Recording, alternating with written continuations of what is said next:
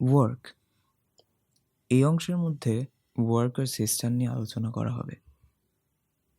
একটা মেথড আছে যেটা দিয়ে ম্যাক্সিমাম ম্যাথস করা যায়, যেটাকে বলে বেসিক ইউনিটারি মেথড। সেটা দেখতে ঠিক এমন: একটা ফ্র্যাকশন, উপরে ওয়ার্ক থাকে, নিচে পিপল এবং টাইম থাকে। আমরা ছোটোবেলায় যে ঐকিক নিয়ম শিখেছি সেটারই মোর ইকুয়েটেড একটা ভার্সন হচ্ছে এটা।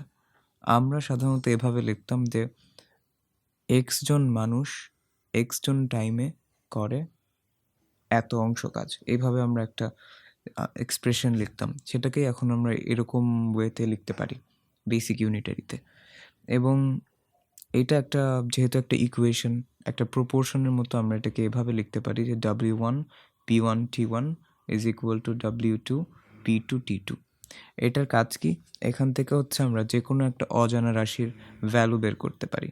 যেমন এক অংশ কাজ করতে ধরে নিচ্ছি P1 সংখ্যক মানুষের T1 পরিমাণ সময় লাগে, তাহলে ঠিক সেই পরিমাণ কাজ করতে P2 সংখ্যক মানুষের T2 পরিমাণ টাইম লাগলে T2 আসলে কতটুকু সময়, এটা বের করতে বলতে আমরা এই প্রসেসে বের করতে পারবো। এখানে আমরা এফিসিয়েন্সি বলতে একটা জিনিস দেখতে পাই। এফিসিয়েন্সি হচ্ছে এর ক্ষেত্রে এফিসিয়েন্সি ব্যাপারটা কেমন?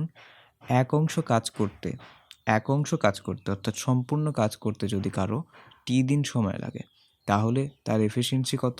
এফিসিয়েন্সি বলতে বোঝায় হচ্ছে ওয়ার্ক ডিভাইডেড বাই টাইম, অর্থাৎ একটা নির্দিষ্ট সময়ে যে পরিমাণ কাজ সে করতে পারে। যেহেতু টি দিনে সে এক অংশ কাজ করতে পারে, তাহলে তার এফিসিয়েন্সি বলতে বোঝাবে হচ্ছে 1/t।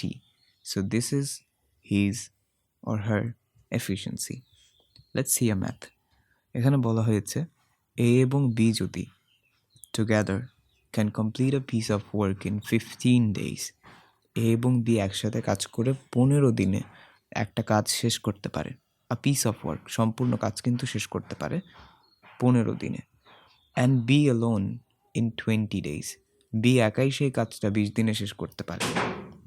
জিজ্ঞেস করা হচ্ছে in how many days can A alone complete the work, A একা কত দিনে শেষ করতে পারবে সেটা বের করতে হবে। প্রসেসটা কেমন হতে পারে? Efficiency of A and B together হচ্ছে 1/15, right? And efficiency of B alone is 1/20। এগুলো গিভেন ডেটা, আমরা জাস্ট আলাদা করে লিখেছি।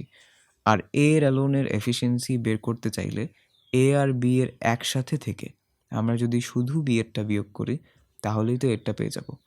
এখানে আমাদের ফ্র্যাকশনের অপারেশনাল ক্যালকুলেশন যদি ভালোভাবে জানা থাকে, তাহলে আমরা ইজিলি করতে পারবো। How I would do this calculation: 15 এবং 20কে নিচে গুণ করতাম এবং উপরে এই ক্রস মাল্টিপ্লিকেশন প্রসেস ব্যবহার করে 20 আর 15 5/300 কাটাকাটি করলে 1/60। সো টি এর ভ্যালু হচ্ছে 60 দিন।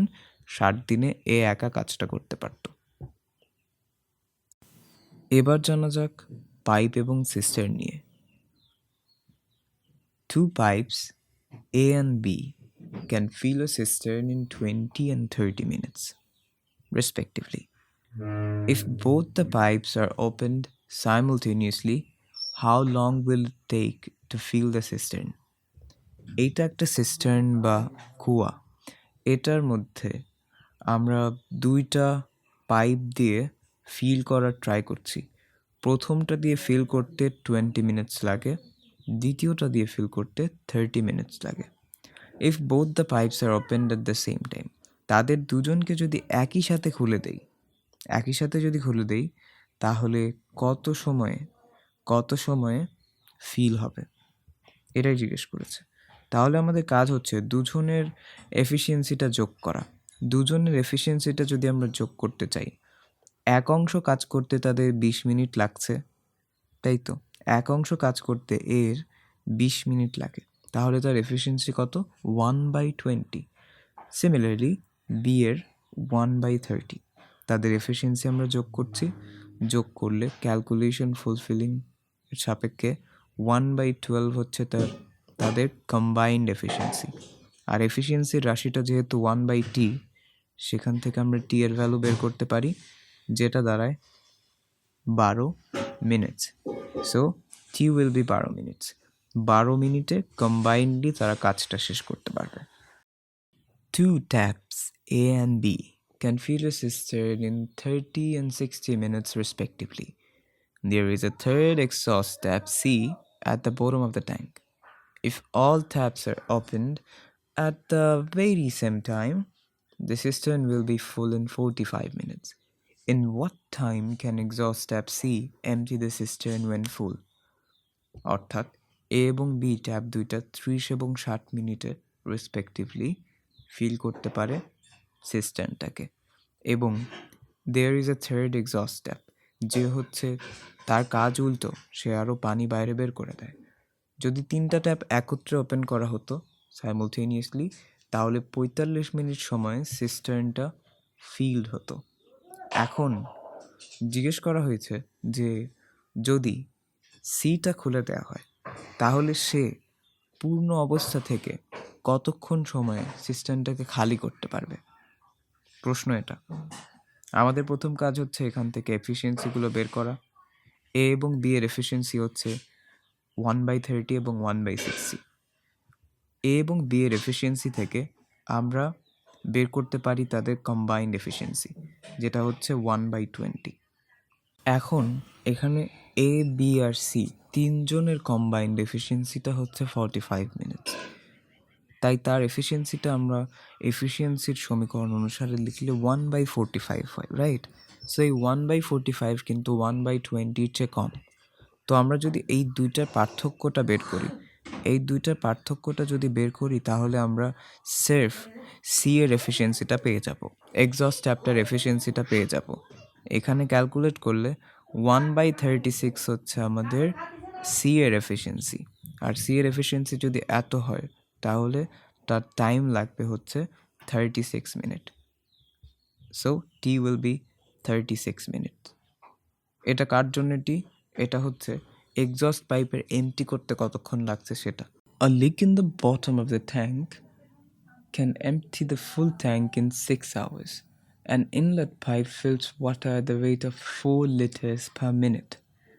When the tank is full, the inlet is opened, and due to the leak, the tank is empty in 8 hours. Find the capacity of the tank. Alright, listen to me. এখানে একটা tank আছে, ট্যাঙ্কটা নিচে একটা leak আছে, লিকটা 6 ঘন্টার মধ্যে পুরো ট্যাঙ্কটাকে MT করে ফেলে। আর একটা ইনলেট পাইপ আছে, যে ইনলেট পাইপটা হচ্ছে ট্যাঙ্কের মধ্যে ওয়াটার ফিল করে এবং সে প্রত্যেক মিনিটে 4 লিটার করে পানি ভিতরে নিতে পারে। when the tank is full, যখন ট্যাঙ্কটা ফুল হয়ে গেছে, ইনলেট পাইপটা ওপেন করে দেওয়া হয়েছে এবং লিকটা থেকে 8 ঘন্টার মধ্যে পুরো ট্যাঙ্কটা এমটি হয়ে গেছে। এখন ক্যাপাসিটি বের করতে বলা হচ্ছে। এইটার একটা শর্টকাট আছে। শর্টকাটটা কি? শর্টকাট হচ্ছে XYZ divided by Z minus x, যেখানে এক্স হচ্ছে ভরতে কতক্ষণ সময় লাগে সেটা, এবং জেড হচ্ছে খালি হতে কতক্ষণ সময় লাগে সেটা, আর ওয়াই হইল প্রত্যেক ঘন্টায়, ওকে, প্রত্যেক ঘন্টায় কতটুকু ভরে। এখন দেখো এখানে আমাদের যে প্রত্যেক মিনিটে ভরার পরিমাণটা দেওয়া আছে, ঘন্টায় বের করতে হলে সিম্পলি আমাদেরকে হচ্ছে 60 দিয়ে গুণ করতে হবে।